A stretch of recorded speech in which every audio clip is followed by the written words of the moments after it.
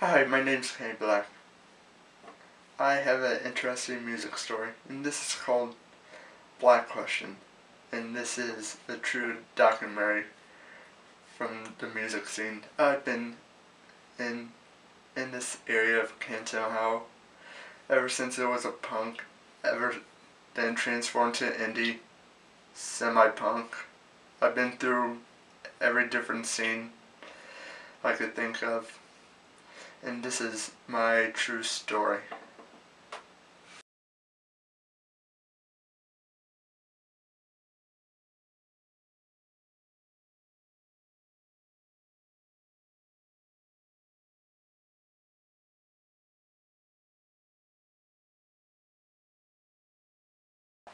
My music career's gone before, if you look at it, it's gone way before Blackquestion ever came about.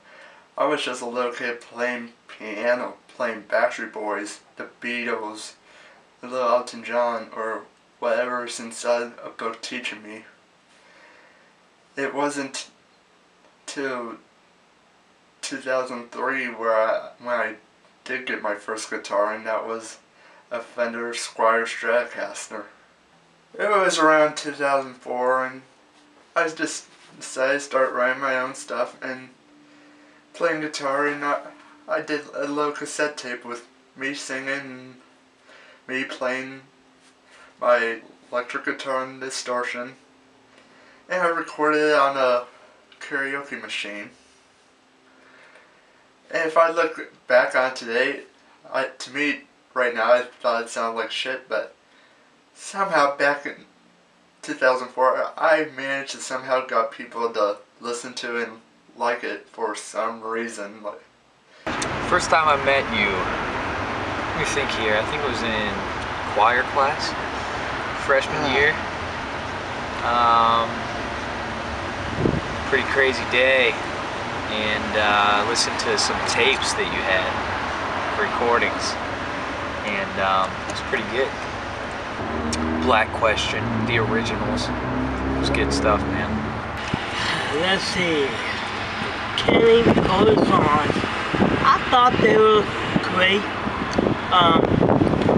Ever since I knew you, we've been best of friends. But now you got the talents, and you play the main guitar, and you sound great.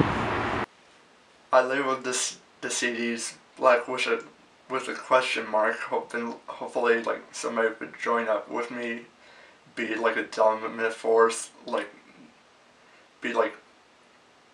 was hoping to be like Black Sabbath or Black Flag, something like you don't want to mess with.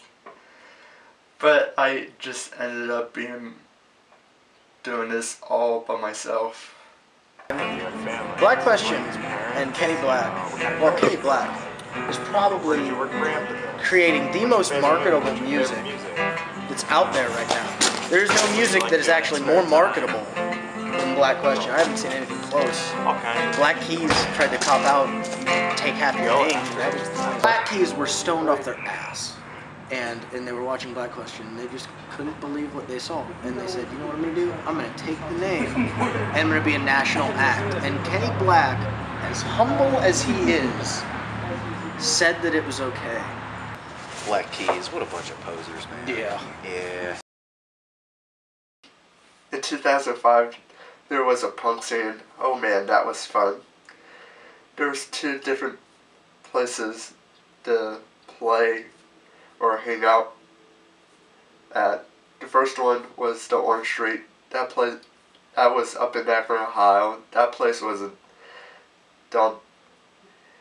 The restrooms there were, there was graffiti on the walls. There was blood stains, crap stains. I wouldn't even took a dump there. It was that bad.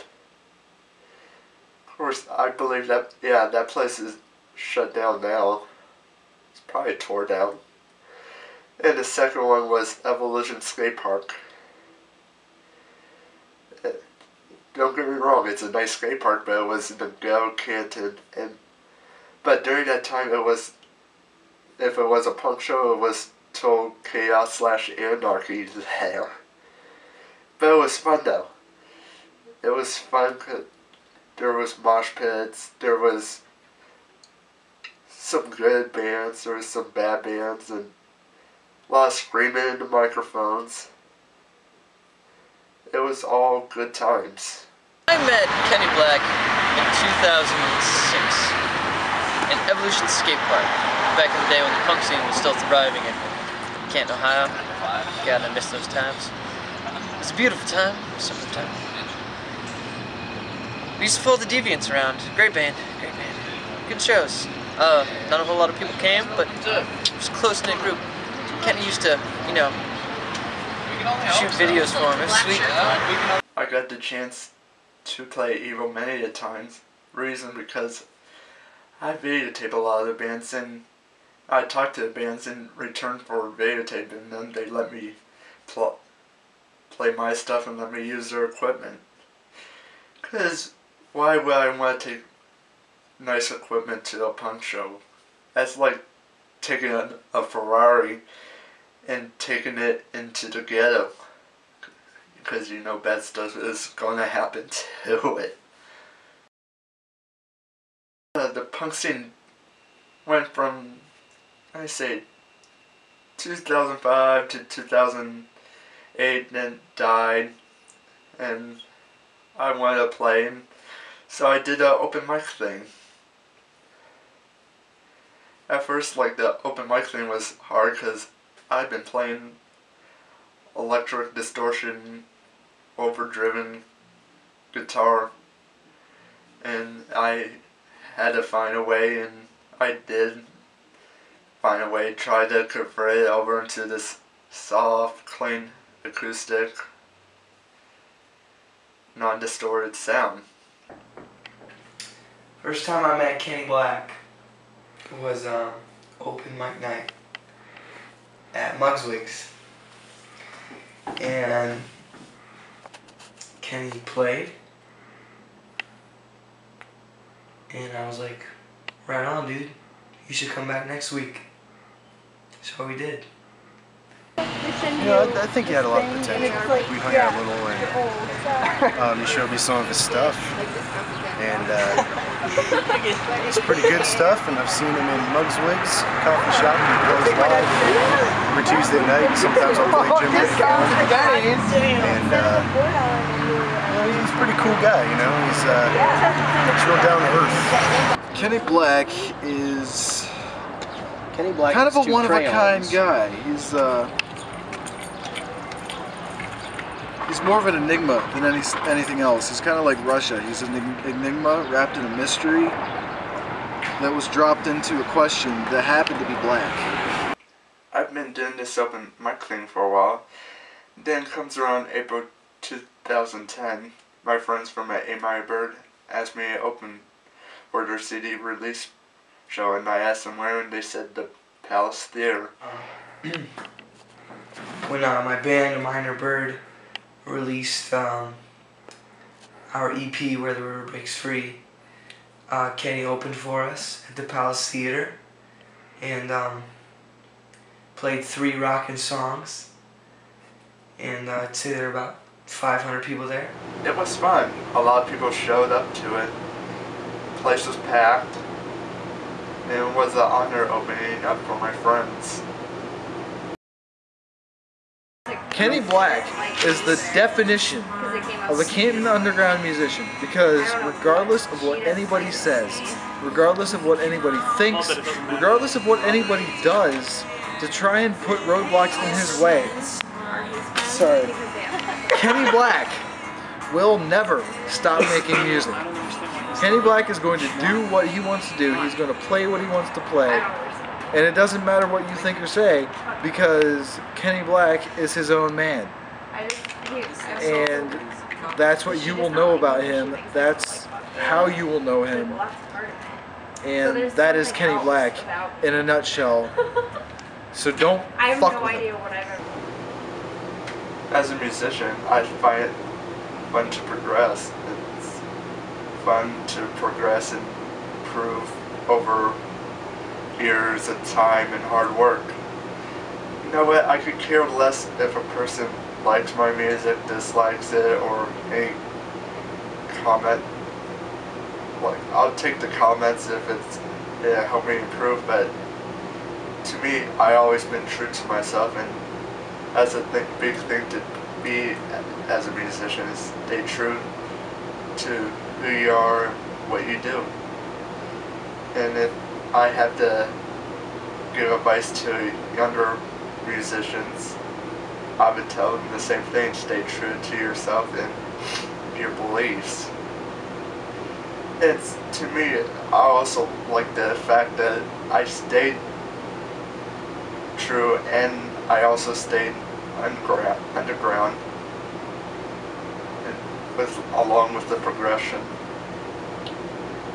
But it's not very often a musician would say, "Oh, I have my music on iTunes." It's not very often you hear someone say something like that, but the fact is, I could say that I do have my music on iTunes soon, Amazon, Rhapsody, Spotify,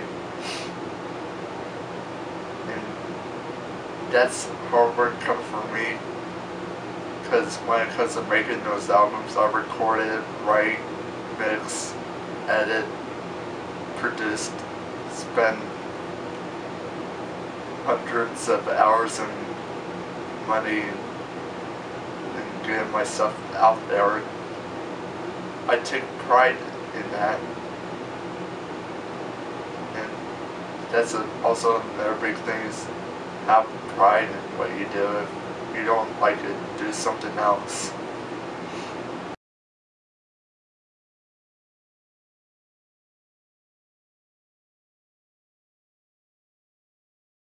Well, there was one time that I do remember Kenny playing at Evolution, and it was Mass Chaos. It was back in the day when Kenny, you know, had his hair down to here, and he had like the death makeup on. It was fucking intense, man.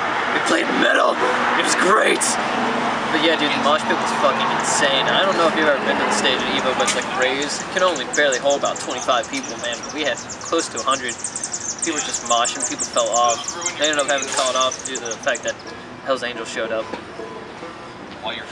Strangely enough, people ended up killing 2 of them, which usually doesn't happen. But I mean, you get a bunch of punk kids in one room, and that'll fucking happen, dude. They're intense. Good kids, very loyal to each other, but man, don't fuck with them. It's a bad idea. If a goat decided to strangle a cat, and this cat happened to have the vocal cords of Lionel Richie for no apparent reason, and then a bear came into the room and sat on the goat and the cat and did a line of coke, the sound that you would hear would be nothing like Kenny Black's guitar playing, but I think that would be hilarious. Black questions, I'm stopping. What is the question? What is the black question? You should ask Charles. Sneaky about it? Correct about it? What is a black question, Charles? Every question a black man answers. Grass.